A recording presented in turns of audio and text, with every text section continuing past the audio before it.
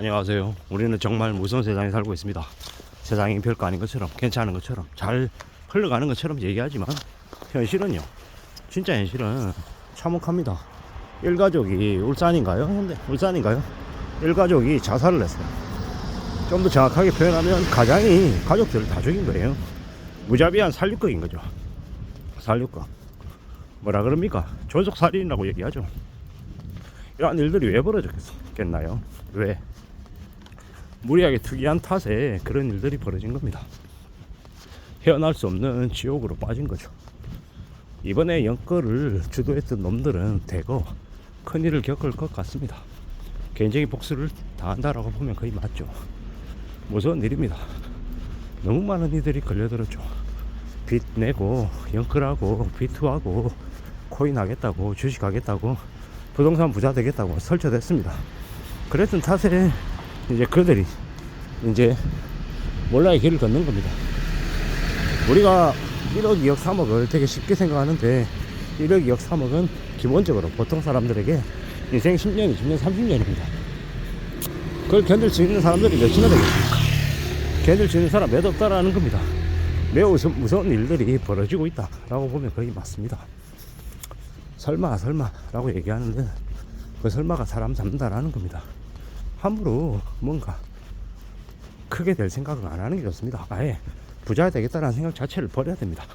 부자 되는 게 확률적으로 매우 낮다라는 겁니다. 대부분의 사람들이 부자 못 된다라는 거죠. 부자 될 생각을 안 하는 게 되려 안전하게 살아가는 길입니다. 왜 부자가 되겠다고 마음을 먹습니까? 그렇게 마음 먹다가 어떻게 됩니까? 부자인 척하고 허세 부리고 과시하고 이러다가 인생이 망가지는 겁니다. 무서운 얘기죠. 그러므로 더욱더 더 나은 자세로 더 조심하면서 진을 공유해야 됩니다. 그거 말고는 없는 것 같습니다. 사는 게 얼마나 어려운데 쉽지 않은데 너무 쉽게 생각하는 것 같습니다. 너무 만만하게 뭐 대단한 것처럼 구는데 너무 그러다가 인생이 뜻대로 흘러가지 않으면요, 그러면 이제 야반도주하고 일가족 몰살 당하는 거죠. IMF 때보다 더 어렵다라고 얘기하는데 지금 뭐 어떻게 살아가겠습니까? 무서운 거죠. 겁나는 겁니다. 우리가 보통의 사람들이 살아내려면 정신을 바짝 차려야 됩니다. 잠시 잠깐 욕심 부렸다가 인생이 나락으로 떨어지는 경우가 너무 많다는 거죠. 그래서 더 조심하고 더 두려워하고 더 겁내야 되는 겁니다. 산다는 게 얼마나 어려운데 쉬운 것처럼 생각하면 안 된다라는 거죠. 쉽게 생각했다가는 쉽게 무너진다라고 봐야 됩니다. 보통의 사람들이, 도시에 사는 보통의 평범한 사람들이 아끼고 절약하는 거는 뭐 생존하기 위한 처절한 몸부림이다라는 겁니다. 살아남으려고 그렇게 발버둥 치고 아등바등 거리는 거다 라고 생각해야 됩니다. 뭐 우리가 이 나라 일본을 볼 때 일본이 뭐 되게 뭐 구질구질하게 살고 한심하게 살아간 것처럼 얘기하지만 플라자 합의 1985년 이후 독일, 일본 뭐 실제로 일본은 우리가 얘기할 때는 잃어버린 30년이라고 얘기하지만 나름의 그 기간 동안 되게 나라 자체는 많은 대비를 하고 많은 그 경제적인 어려움을 극복하기 위해서 애썼고 실제로 지금 현재 이제 나름 조금씩 나아지고 있는 상황입니다. 한국은 그거 반대죠. 일본이 겪었던 그 지난 30년 동안의 그 어려움을 한국은 더 심하게 더 잔인하게 겪게 될 거다라는 겁니다. 법사가 사기로 인한 이 방만한 그 제2금융권, 1금융권 마찬가지. 너무 많은 부동산 관련한 불법 대출들, 편법들이 난무했죠. 한국의 국민연금은 미국에 있는 상업용 부동산에 대거 투자했습니다. 전 세계에서 두 번째로 투자를 했는데 그 부동산 투자했던 그 부동산 수익률이 반토막 넘게 났어요. 아무도 얘기하지 않습니다. 대한민국 언론에서 그 상업용 부동산발 국민연금이 녹아났다라는 얘기를 아무도 하지 않고 조용히 실시하고 있습니다.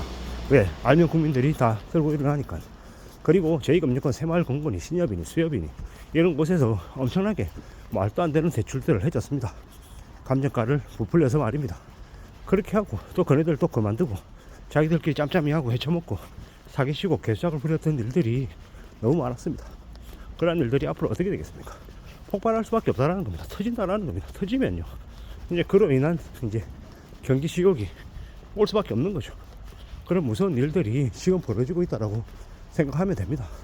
2024년이 경제적으로 많이 어려울 거라고 합니다. 23년보다 24년이 더 어려울 거라고 얘기하죠. 오죽하면 한국은행 총재가 2015년까지 부동산 가격이 조정이 돼야 된다라고 얘기합니다. 아마 그렇게 될 것 같습니다. 그렇게 되면 무리하게 엮으라고 비투했던 이들이 많이 몰락한다라고 보면 맞죠. 무서운 얘기, 겁나는 얘기, 충격적인 얘기들이 도처에서 터져 나올 거다라는 거. 그럴 때 부자들은 뭐합니까? 조용히 기다리죠. 자기가 원하는 자산을 아주 싸게 살 기회이기 때문에 조용히 기다립니다. 무슨 얘기입니까? 부자들은 그런 거 관련해 가지고 원래 있어 왔던 일이라고 생각하고 기다리고 또 기다리면서 자신의 때를 이제 맞이하는 거고, 못 모르는 사람들은 특이하고 부자 되겠다라고 설치면서 자신의 인생을 탕진합니다. 앞으로 많은 이들은 자신의 재산을, 자산을, 자신의 인생을 갉아먹는 일들이 아마 소체에서 벌어질 것 같습니다. 무섭고 덤나고 두려운 일들이 계속 이제 벌어진다라고 봐야죠. 우리는 이러한 이 험난한 세상을 살아내기 위해서 정신을 차리고 대비하고 대응하고 조심도 조심해야 됩니다. 그거 말고는 길이 없는 것 같습니다. 어떻게 살아야 될지, 어떤 마음으로 움직여야 될지 잘 되돌아보고 각오를 다져야 됩니다. 내가 삐끗하고 내가 조금 잘못 움직이면 그로 인한 여파를 내가 다 뒤집어 쓴다. 그렇게 되면 어떻게 된다? 인생이 끝장난다라고 봐야 됩니다. 그런 무서운 일들이 앞으로 이제 벌어진다고 봐야 되는 거죠. 별거 아닌 것처럼, 괜찮은 것처럼 가만히 있으면 벼락 거지 된다라고 얘기한 놈들 다 사기꾼이고 가짜입니다. 지금도 유튜브를 켜면 졸리라고 하는 놈이 나와가지고 투자하라고, 부동산, 주식하라고 개 떠들어댑니다. 개막장입니다. 사기꾼이죠, 사기꾼. 그런 놈들이 하는 말에 놀아나면 인생이 다 녹아내린다라고 생각하면 맞습니다. 인생이 녹아내리면 어떻게 됩니까? 그러면 이제 극단적인 선택하는 거죠. 씁쓸한 게, 충격적인 게 돈을 다 날리는 걸로 끝나는 게 아니라 엄청난 빚까지 지면 어떻게 됩니까? 못 빠져나온다라는 거죠. 그 무서운 일들이 앞으로 이제 벌어질 것이다 라고 생각해야 됩니다. 그렇기 때문에 더 조심하고 더 두려워하고 더 염려하면서 살아야겠습니다. 세상 사는 건 절대 쉽지 않다라는 거, 힘들고 어렵다라는 거, 정신 바짝 차리고 살아야 된다 라는 말씀을 계속 드립니다. 그렇게 마음을 굳게 먹고 살아야, 그래야 원하는 걸 지키가며 가족도 책임지면서 사는 거다라는 겁니다. 너무 욕심 부리지 말고, 너무 탐욕, 너무 다 가지겠다라는 그런 욕심, 이런 것들을 멀리 해야 되겠습니다. 그래야 삶을 지켜낼 수 있을 것 같다 라는 겁니다. 삶을 지키고 자기 자신을 잘 보호하고 추스리면서 하루 이틀 앞으로 계속해서 나가야 될 것 같습니다. 그럴 때 우리가 길을 열어갈 수 있을 것 같습니다. 우리가 성장할 수 있는, 발전할 수 있는 길 말입니다. 이상입니다.